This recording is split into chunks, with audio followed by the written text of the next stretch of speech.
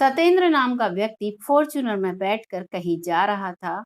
तभी सिग्नल पर उसकी गाड़ी रुकती है और वहीं पर 3-4 महिलाएं आती हैं और कहती हैं, बाबूजी कुछ खाया नहीं, कुछ खाने के लिए दे दो।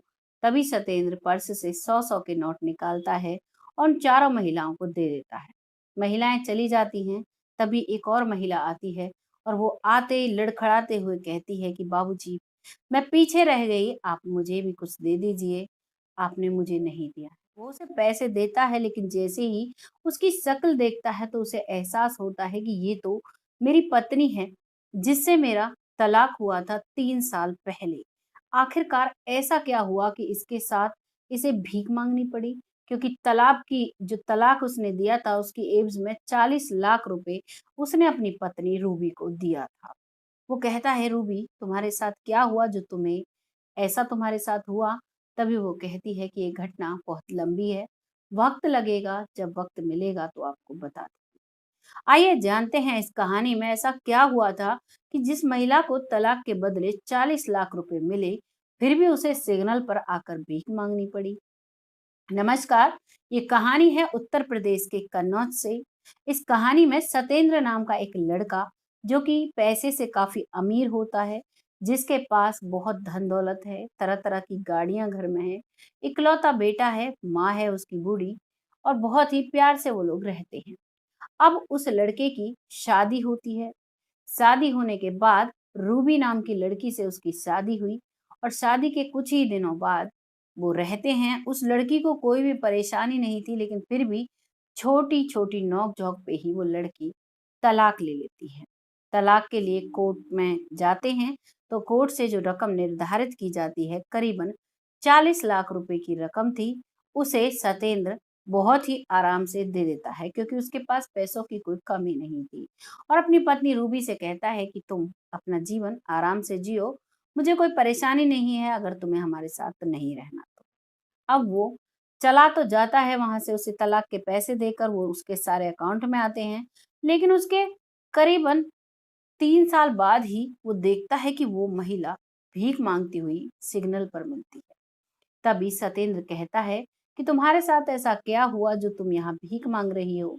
तो वो कहती है कि इसके लिए वक्त लगेगा, अगर तुम्हारे पास वक्त है तो मैं तुम्हारे साथ बैठकर ये सब कुछ बताना चाहती हूँ। रूबी को वो अपनी फॉर्च्यूनर गाड़ी में बिठा लेता है।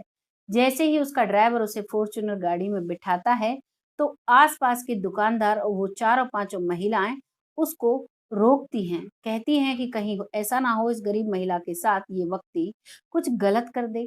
लेकिन जब वो आते हैं इधर उधर, वो दुकानदार उसे रोकना चाहते हैं, तभी रूबी और वो लड़का सतेंद्र दोनों बताते हैं कि हम तलाकशुदा पति पत्नी हैं, ऐसा कुछ नहीं है, बस ये जानना है कि इसकी हालत ऐसे कैसे हुई। इस बात पर वो भी उन्हें छोड़ देते हैं और वो चले जाते हैं। सबसे पहले सतेंद्र उसे एक होटल में लेकर जाता है। वहां पर जाकर उसे एक साड़ी देता है और कहता है कि तुम वॉशरूम में जाओ, नहा धोकर ये कपड़े पहन लो, फिर हम बैठकर बात करें। जैसे ही वो वहां से नहा धोकर आती है तो सतेंद्र उसे देखता ही रह जाता है। वो कहता है कि इसकी खूबसूरती में तो कोई भी कमी नहीं आई है, ऐसा क्या हुआ कि जो इसे भीख मांगनी पड़ी? ये तो वक्त की मारी है। इस चीज को सोच ही रहा था, तभी उसकी अर्जेंट मीटिंग की कॉल आ जाती है और वो कहता है कि तुम इसी कमरे में रहो, मैं तुम्हें पैसे दे देता हूँ, तुम यहाँ रहो। तभी वो कहती है कि नहीं, मेरा कमरा यहाँ से थोड़ी दूरी पर है, मैं तुम्हें एड्रेस दे देती हूँ, तुम वहां आ जाना। और वो अपना एड्रेस उसे बताती है। वो हड़बड़ी में उसका एड्रेस सुनता है और वहां से चला जाता है। रूबी अपने कमरे पर चली जाती है और वो उसे कहकर जाता है कि अब तुम्हें भीख मांगने की जरूरत नहीं है, तुम्हारा गुजर बसर मैं कर सकता हूँ, तुम्हें ऐसी जिंदगी जीने की जरूरत नहीं। रूबी चली जाती है अपने कमरे पर, वो अपनी मीटिंग खत्म करता है, लेकिन रास्ते में उसके दिमाग में सिर्फ और सिर्फ रूबी ही रहती है कि आखिर ऐसा क्या हुआ कि रूबी को भीख मांगनी पड़ी। इतने लाख रुपए जो मैंने दिए इसको, ये 40 साल तक भी बैठकर खाना खाती तो भी ये 20-22 साल तो आराम से जिंदगी काट सकती थी, लेकिन 3 ही साल में इसने सारे पैसे बर्बाद कर दिए। ऐसा क्या हुआ? वो सारी मीटिंग खत्म कर कर आता है, लेकिन आते वक्त वो उसका एड्रेस भूल जाता है। अब वो रूबी को ढूंढे तो कहाँ ढूंढे। काफी दिन निकल जाते हैं, फिर से वो उसी सिग्नल पर जाता है तो रूबी फिर से वहीं पर भीख मांगते हुए मिलती है। अब की बार सतेंद्र उसे गाड़ी में बिठाता है और सीधा उसी के कमरे पर जाता है। वहां जाकर देखता है तो एक कमरा जर्जर सी हालत में है, पेंट भी उजला हुआ है उसका, एक मैला सा बिस्तर लगा हुआ है और एक तस्वीर लगी हुई है जिसमें रूबी और सतेंद्र दोनों शादी के जोड़े में हैं। वो उसे देखता है और कहता है, ये तो सब ठीक है कि तुम ऐसे कमरे में रह रही हो, लेकिन तुमने मेरी तस्वीर क्यों लगाई हुई है? मेरे और तुम्हारे तलाक हो चुका है, मैं तुम्हारा कोई नहीं लगता, लेकिन तुमने ऐसा क्यों कर रखा है? ये तस्वीर क्यों लगा रखी है? तभी वो कहती है कि मेरा और आपका तलाक मेरी मर्जी से नहीं हुआ था, ये मेरे जीजा की मर्जी से हुआ था, जिसमें मैं भी राजी नहीं थी, लेकिन मैं मजबूर थी। इतना सुनता है तो अब सतेंद्र को ऐसा लगता है कि ऐसा क्या था, तो वो कहता है कि आगे बताओ। तभी वो बताती है कि मेरी जो शादी हुई थी वो तुमसे सिर्फ और सिर्फ पैसे के लालच में हुई थी। मेरे जो जीजा है वो तुम्हारा बैकग्राउंड जानते थे और उनकी पहली सोची समझी प्लानिंग यही थी। लेकिन मुझे तुम्हारे घर में कोई भी परेशानी नहीं हुई। मैं जब प्यार से रहती थी, मुझे माँ जी इतना प्यार करती थी, तो मुझे ऐसा लगता था कि मैं यहाँ से कहीं भी नहीं जाऊँ, लेकिन मेरे जीजा और मेरे माता-पिता मुझे फ़ोन कर कर भड़काया करते थे। बार-बार मुझे फ़ोर्स किया करते थे कि तुम उससे लड़ाई करो, उससे झगड़ा करो और तुम उससे पैसे ऐंठो। लेकिन मैं ऐसा कुछ नहीं करती थी और मैं ये सब कुछ चुप सहन करती रहती थी। लेकिन बार-बार जब वो मुझे इस बात के लिए धमकाते थे, तो मजबूरन मैं उन सब की बातों को मान गई और मैं तुमसे बात-बात पर लड़ने लगी और हमारा तुम्हारा तलाक हो गया। फिर वो पूछता है कि ठीक है, तलाक तक तो बात ठीक है, लेकिन आगे क्या हुआ? इतना पैसा इतनी जल्दी खर्च कैसे हो गया? तभी वो बताती है कि मेरे जीजा ने मुझसे कहा था कि तुम अपने लिए एक घर बनवाओ, क्योंकि देख तुम तलाकशुदा महिला हो, तो तुमसे कोई शादी करेगा तो तुम्हारे पैसे के लालच से ही करेगा। मैं तुम्हारे लिए पैसे लेता हूँ, यानी कि प्लॉट ले रहा हूँ, वहां पर तुम्हारा घर बनवाएंगे। करीबन 20 लाख रुपए में प्लॉट आ रही है। अब इस बात को वो सुनती है और समझती है और उसे 20 लाख रुपए की रकम दे देती है। अब वो एक प्लॉट खरीदता है, लेकिन उस प्लॉट को वो अपने नाम पर खरीदता है। नाम पर खरीदने के बाद अब वो उस पर घर बनवाता है, उसके लिए भी रूबी से पैसा लेता है। करीबन 20 लाख रुपए उस घर को बनवाने में वो खर्च कर देता है।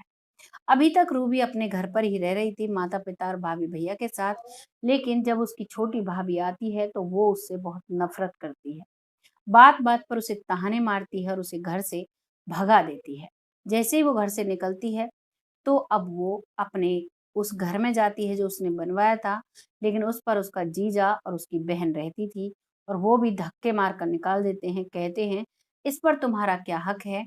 ये तो हमारा घर है।"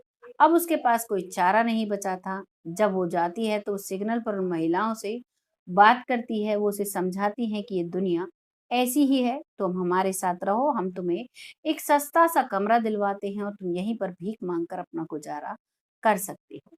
इसीलिए मैं यहाँ पर भीख माँग रही हूँ। अब सतेंद्र कहता है, ठीक है, जो तुम्हारे साथ हुआ और जो तुमने किया, अब मैं इसमें तो कुछ नहीं कर सकता, लेकिन मैं तुम्हें 10,000 रुपए दे रहा हूँ, तुम यहाँ आराम से रहो। मैं तुम्हें माफ़ तो नहीं कर सकता क्योंकि तुमने हमारे साथ बहुत बुरा किया था। मेरी माँ आज भी तुम्हें याद कर कर बहुत रोती है। काफ़ी दिनों तक वो खाट में पड़ी रही और तुम्हें याद करती रही कि मेरी बहू आनी चाहिए। तभी वो लड़की कहती है रूबी कि मुझे बस एक बार माँ जी से बात करवा दो, भले ही तुम मुझे माफ़ मत करना, मुझे माँ जी की बहुत याद आती है। और अब सतेंद्र कहता है कि माँ, ये लो रूबी मिल गई है, तुमसे बात करना चाहती है। वो उससे खुशी के मारे झूम उठती है, जो महिला खाट में पड़ी रहती थी, अब वो खड़ी होकर उससे बात कर रही है और कह रही है, बेटा तुम कब आओगे? मेरी आँखें तरस गई तुम्हें देखने के लिए। बेटा इन सब बातों को सुन रहा था तो वो मजबूर हो जाता है। रूबी कहती है, भले ही तुम मुझे अपने जीवन में मत रखना, लेकिन एक बार मुझे माँ जी से मिलवा दो। और वो चले जाते हैं। दोनों जाकर अब घर जाते हैं तो देखता है सतेंद्र कि जो माँ खाट पर पड़ी रहती थी, आज वो उसके स्वागत में खड़ी होकर उसकी बाट निहार रही है और आते ही रूबी के गले लग जाती है। रूबी और उसकी माँ जोर-जोर से रोने लगते हैं और एक दूसरे से ऐसे लिपट कर रोते हैं जैसे सदियों से बिछड़ी माँ बेटी हों। इन सब को देखकर सतेंद्र की आंखों में आंसू आ जाते हैं और सतेंद्र भी उसे माफ कर देता है और दोनों अब पति पत्नी बड़े ही प्यार से रहने लगते हैं। ये थी कहानी सतेंद्र की और रूबी की और उसके लालची जीजा की, जिस जीजा ने एक हंसते खेलते परिवार को बर्बाद कर दिया, उनके जीवन के अनमोल 3 साल उसने बर्बाद कर दिए। लेकिन कहते हैं जो भगवान लिख कर भेजता है वो होकर रहता है। तो वीडियो जैसा भी लगा है अपनी राय कमेंट बॉक्स में ज़रूर दीजिएगा। बहुत जल्द फिर से आती हूँ ऐसी ही एक सच्ची घटना के साथ। तब तक के लिए जय हिंद, जय भारत।